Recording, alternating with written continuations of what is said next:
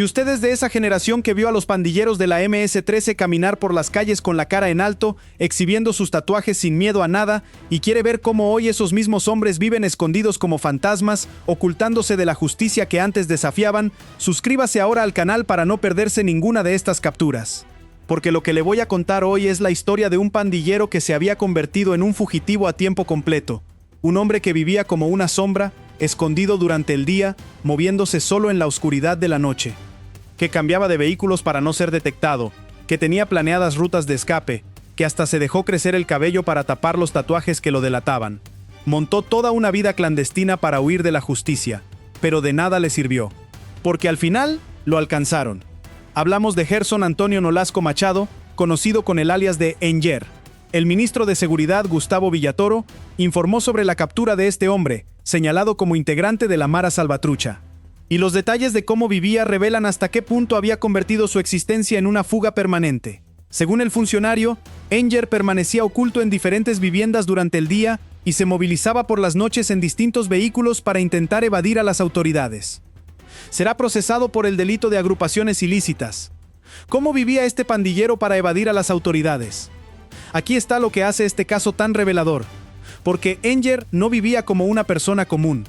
Vivía como un fugitivo, con toda una rutina diseñada para no ser detectado. Según las autoridades, durante el día permanecía oculto en diferentes viviendas. Es decir, se escondía, se mantenía fuera de la vista, evitaba salir a la luz del día cuando las autoridades y la gente podían verlo. Y era en la noche, al amparo de la oscuridad, cuando se movilizaba. Salía de su escondite cuando el sol se ocultaba, aprovechando las sombras para desplazarse sin ser visto. Esa inversión de los horarios, ocultarse de día y moverse de noche, es la rutina típica de quien vive huyendo, de quien sabe que está siendo buscado. Y esa no era su única precaución. Porque según las autoridades, Enyer se movilizaba en distintos vehículos. No usaba siempre el mismo, sino que cambiaba de vehículo precisamente para dificultar que las autoridades pudieran rastrearlo. Porque un fugitivo que usa siempre el mismo vehículo es más fácil de identificar y seguir. Al cambiar constantemente de vehículo, Enyer intentaba borrar su rastro, confundir a quienes lo buscaban, evitar que pudieran predecir sus movimientos. Todo eso revela el nivel de precaución con que vivía, la manera en que había estructurado toda su existencia alrededor de un solo objetivo: no ser capturado. Era la vida de un hombre acorralado, que sabía que la justicia lo buscaba y que hacía todo lo posible por escapar de ella. Piense en lo que significa vivir así, día tras día, sin un hogar fijo, cambiando de vivienda constantemente, sin poder salir a la luz del día, condenado a la oscuridad de la noche, sin poder usar un vehículo propio, cambiando de uno a otro para no dejar rastro, siempre alerta, siempre pendiente de las rutas de escape, siempre con el temor de ser descubierto. Esa es una existencia miserable, una vida de constante tensión y miedo. El pandillero que quizás alguna vez se sintió poderoso, dueño de las calles, hoy estaba reducido a esa vida de fugitivo, escondiéndose como un animal acorralado, sin un momento de paz. Ese es el destino al que la persecución del Estado empujó a los remanentes de las pandillas.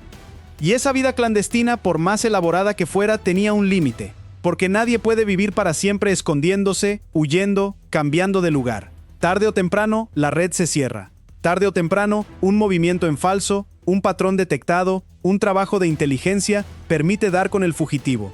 Enyer pudo mantener su vida clandestina durante un tiempo, pero al final las autoridades lo alcanzaron. Y su captura demuestra que, por más precauciones que tome un fugitivo, por más elaborada que sea su vida clandestina, la persecución del Estado termina imponiéndose. La vida de sombra que Enyer había construido para escapar de la justicia terminó, como terminan todas esas vidas, con la captura. ¿Qué otras precauciones tomaba para no ser capturado? Las precauciones de Enyer iban aún más lejos. Porque según las autoridades, se le habían identificado dos posibles rutas de escape. Es decir, este hombre tenía planeadas vías de huida, caminos por los que escapar en caso de que las autoridades se acercaran. No dejaba nada al azar. Había estudiado cómo huir, por dónde escapar, qué rutas tomar si se veía acorralado. Ese nivel de planificación revela a un hombre que vivía en constante estado de alerta, siempre preparado para huir, siempre con un plan de escape listo. Es el comportamiento de alguien que sabía que en cualquier momento las autoridades podían dar con él y que quería estar preparado para escapar. Si le interesa ver cómo los remanentes de la MS-13 hoy viven escondidos, disfrazando su apariencia y huyendo de la justicia, y quiere seguir de cerca cada una de estas capturas, este es el momento de suscribirse al canal y activar la campana, para no perderse ninguna de estas historias.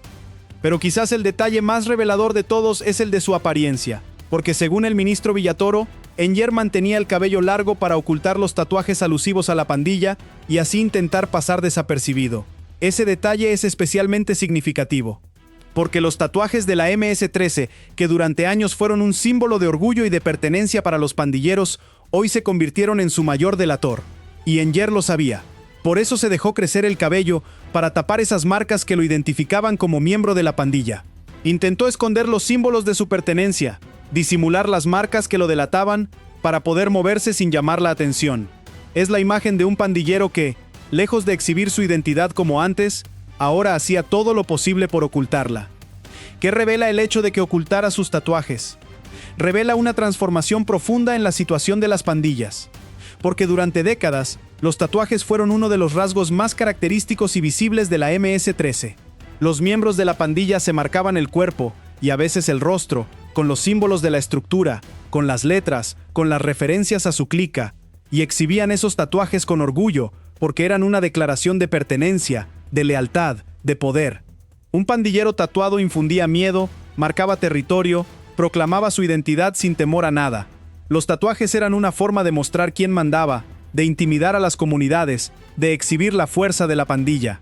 Pero hoy, esos mismos tatuajes se convirtieron en la mayor vulnerabilidad de quienes los llevan. Porque en El Salvador de hoy, un tatuaje de la MS-13 es una prueba de pertenencia a una organización terrorista, una marca que conduce directo a una celda. Y por eso, los pandilleros que antes exhibían sus tatuajes con orgullo, hoy hacen todo lo posible por ocultarlos. Se dejan crecer el cabello, usan ropa que los cubra, buscan disimular esas marcas que un día proclamaron con orgullo. Enyer, al dejarse crecer el cabello para tapar sus tatuajes, es un ejemplo perfecto de esa transformación. El símbolo que antes era una declaración de poder, hoy es algo que hay que esconder. Y ese cambio refleja cómo se invirtió la relación de fuerzas entre las pandillas y el Estado. Vale la pena detenerse en lo que significaban esos tatuajes para entender la magnitud del cambio. Porque para los pandilleros de la MS-13, los tatuajes no eran simples adornos. Eran una forma de escritura corporal, un lenguaje que contaba su historia dentro de la pandilla, a qué clica pertenecían, qué rango tenían, qué crímenes habían cometido. Un cuerpo tatuado con los símbolos de la MS-13 era como un currículum criminal, una declaración de identidad que cualquier miembro de la pandilla podía leer. Y esos tatuajes se lucían con orgullo, porque representaban el compromiso total con la estructura, la entrega de la propia piel a la pandilla. Eran una marca de por vida, imposible de borrar, que ataba al pandillero a la estructura para siempre. Y ahí está la trampa en la que hoy están atrapados los pandilleros, porque esos tatuajes que se hicieron para toda la vida, esas marcas imposibles de borrar, hoy son las que los delatan. Un pandillero puede cambiar de nombre, de vehículo, de vivienda, de rutina, pero no puede borrar fácilmente los tatuajes que lleva grabados en la piel, y por eso recurre a artimañas como dejarse crecer el cabello, usar mangas largas, tapar las marcas de cualquier forma posible.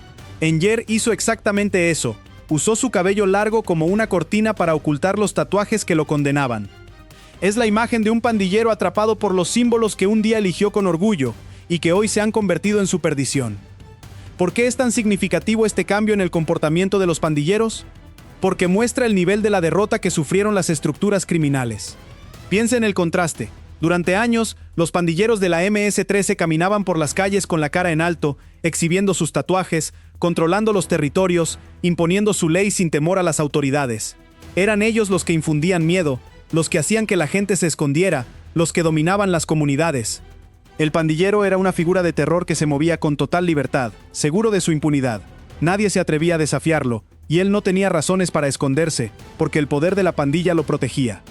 Hoy, esa realidad se invirtió por completo. El pandillero que antes se movía con libertad, hoy vive escondido. El que antes exhibía sus tatuajes, hoy los oculta. El que antes infundía miedo, hoy es el que tiene miedo, el que huye, el que se esconde. Enyer, con su vida clandestina, ocultándose de día, moviéndose de noche, cambiando de vehículos, tapando sus tatuajes, es la imagen viva de esa inversión.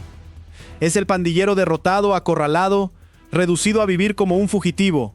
Y ese contraste entre el pandillero poderoso del pasado y el fugitivo escondido del presente es una de las muestras más claras de cómo cambió El Salvador. de cómo el Estado recuperó el poder que las pandillas le habían arrebatado. Para el salvadoreño que vivió los años del terror, ese contraste tiene un significado profundo, porque recuerda muy bien lo que era ver a los pandilleros dueños de las calles. Recuerda el miedo de cruzarse con ellos, de tener que bajar la mirada, de vivir sometido a su ley. Recuerda cómo esos hombres tatuados imponían su voluntad, cobraban la renta, decidían quién podía entrar o salir de una colonia, quién vivía y quién moría. Los pandilleros eran los amos del territorio, y la gente común vivía a su merced, sin poder hacer nada. Ese era el Salvador que muchos sufrieron durante décadas, un país donde el poder real, en muchas comunidades, lo tenían las pandillas. Por eso, ver hoy a esos mismos pandilleros reducidos a esconderse, a huir, a disfrazar su apariencia, es una forma de justicia para quienes lo sufrieron. Porque el que antes hacía temblar a las comunidades, hoy es el que tiembla ante la posibilidad de ser capturado. El que antes se movía con total libertad, hoy tiene que ocultarse de día y moverse de noche como un fugitivo. El que antes exhibía sus tatuajes con orgullo, hoy tiene que taparlos para no ser reconocido. Esa inversión completa de la situación es una de las transformaciones más profundas que vivió El Salvador, y la captura de Enger es una prueba tangible de ese cambio. El poder que las pandillas le habían arrebatado al Estado y a las comunidades, hoy volvió a manos de la ley. ¿Cómo logró la policía dar con este fugitivo tan cauteloso? A pesar de todas sus precauciones, Enger no logró escapar de las autoridades. Y eso revela el nivel de capacidad que hoy tienen las fuerzas de seguridad para dar con los fugitivos, incluso con los más cautelosos. Porque este hombre había tomado todas las medidas posibles para no ser detectado. Se ocultaba de día, se movía de noche, cambiaba de vehículos, tenía rutas de escape, disimulaba sus tatuajes, hizo todo lo que estaba a su alcance para evadir a la justicia. Y aún así, las autoridades lograron ubicarlo y capturarlo. Ese resultado demuestra que hoy la persecución contra las pandillas cuenta con las herramientas y la determinación necesarias para dar con los fugitivos, por más cautelosos que sean. El hecho de que las autoridades conocieran los detalles de cómo vivía Enger, que se ocultaba de día, que se movía de noche, que cambiaba de vehículos, que tenía 2 rutas de escape identificadas, revela que había un trabajo de inteligencia detrás de su captura. Las autoridades no dieron con él por casualidad, sino que habían estudiado sus movimientos, sus patrones, sus rutas, conocían su rutina de fugitivo al detalle, y ese conocimiento fue lo que permitió capturarlo, a pesar de todas sus precauciones. Ese trabajo de inteligencia, de seguimiento, de análisis de los movimientos de los fugitivos, es una de las claves de la persecución contra los remanentes de las pandillas, porque permite dar con ellos incluso cuando hacen todo lo posible por esconderse.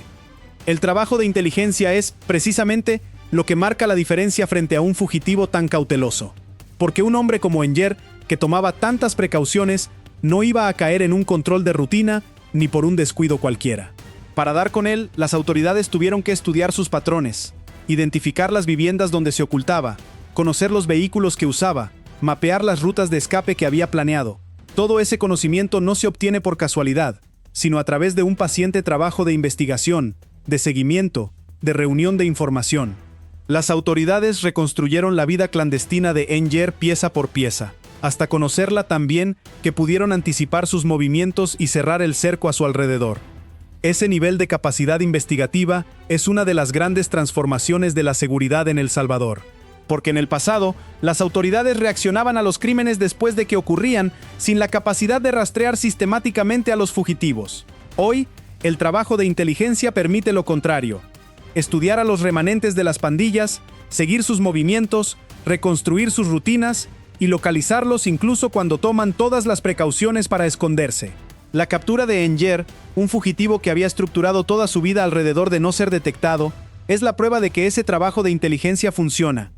Porque ni siquiera un hombre tan cauteloso, con tantas medidas de seguridad, logró escapar de la capacidad de las autoridades para dar con él. ¿Qué representa la captura de un remanente de la pandilla como este? Representa el cierre del cerco sobre los últimos miembros de las estructuras criminales que aún permanecen libres. Porque Enger es uno de esos remanentes de la MS-13, uno de los pandilleros que lograron evadir las primeras oleadas de capturas y que se mantuvieron escondidos, huyendo de la justicia. Durante la ofensiva contra las pandillas, la gran mayoría de los miembros de estas estructuras fueron capturados. Pero algunos lograron escapar, esconderse, mantenerse fuera del alcance de las autoridades, y son precisamente esos remanentes los que hoy son perseguidos uno a uno, hasta cerrar por completo el cerco sobre las pandillas. La captura de Enger es parte de ese esfuerzo por dar con los últimos pandilleros que aún permanecen escondidos. Cada remanente capturado es una pieza menos de la estructura criminal, un fugitivo menos huyendo de la justicia. Y el mensaje que envía su captura es claro, que no importa cuánto se escondan, cuántas precauciones tomen, cuánto disimulen su apariencia, tarde o temprano las autoridades darán con ellos. El propio ministro Villatoro lo expresó con contundencia al referirse a este caso, dirigiéndose a todos los remanentes de las pandillas, que la justicia no descansará hasta ubicarlos, que los tiempos de perdón y olvido quedaron atrás. Ese mensaje resume la determinación del Estado de perseguir hasta el último de los pandilleros que aún permanecen libres. Esos remanentes representan la última fase de la lucha contra las pandillas, porque cuando una estructura criminal es golpeada con la fuerza con que fue golpeada la MS-13, la gran mayoría de sus miembros caen en las primeras oleadas de capturas. Pero siempre quedan algunos que logran escapar, que se esconden, que se mantienen fuera del alcance de las autoridades. Esos son los remanentes, los últimos miembros de la estructura que aún permanecen libres, viviendo escondidos, esperando que la persecución amaine. Y son precisamente ellos los que hoy son perseguidos uno a uno en la fase final del desmantelamiento de las pandillas.